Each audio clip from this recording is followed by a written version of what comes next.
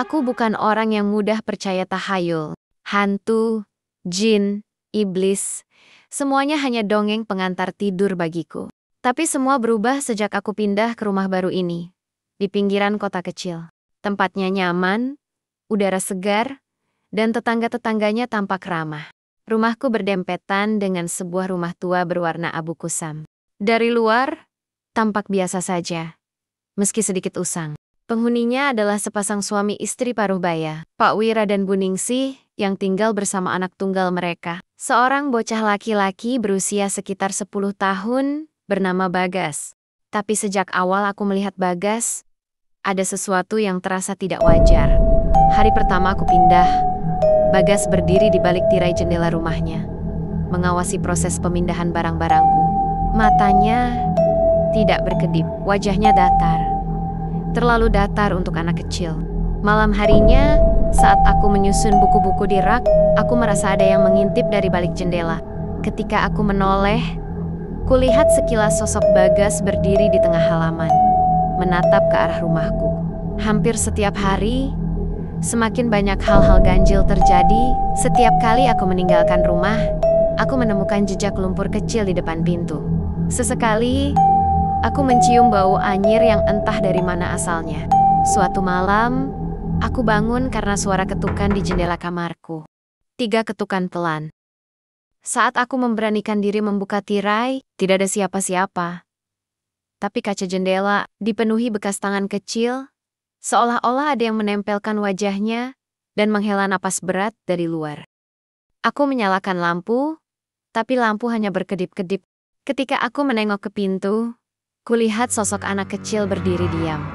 Itu Bagas, tapi wajahnya berubah. Kulitnya pucat, matanya besar, giginya runcing, dan yang paling membuatku ngeri, ia tidak menginjak lantai. Kakinya melayang beberapa senti di atas tanah. Keesokan paginya, aku memberanikan diri mencari tahu. Aku bertanya pada warga lama di kampung itu. Seorang kakek tua, Pak Suparno, akhirnya bicara dengan berbisik, seolah takut didengar. Rumah itu, dulunya rumah kosong selama puluhan tahun. Dulu pernah dihuni sepasang suami istri dan anak mereka. Tapi anaknya mati tenggelam di sumur tua di belakang rumah. Sejak itu, pasangan itu hilang. Tapi beberapa tahun lalu, tiba-tiba rumah itu dihuni lagi oleh orang yang mengaku bernama Pak Wira dan Bu Ningsih. Tapi, Bagas, Pak Suparno menatapku dengan mata penuh ketakutan.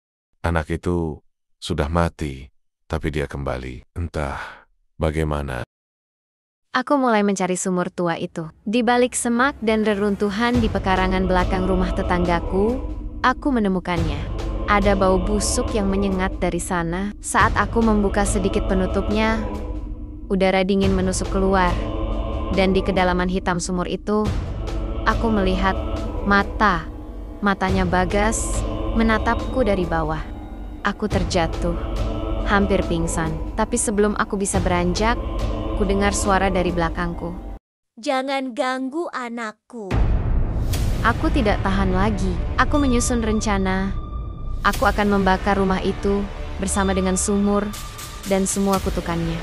Di tengah malam, aku menyelinap dengan bensin dan korek. Tapi begitu aku menyiram bensin di sekeliling sumur, terdengar tangisan. Tangisan anak kecil. Lalu suara Pak Wira, lirih dan mengerang. Tolong, lepaskan kami. Saat itu aku sadar, mereka bukan manusia, tapi juga bukan sepenuhnya iblis. Tapi mereka terperangkap.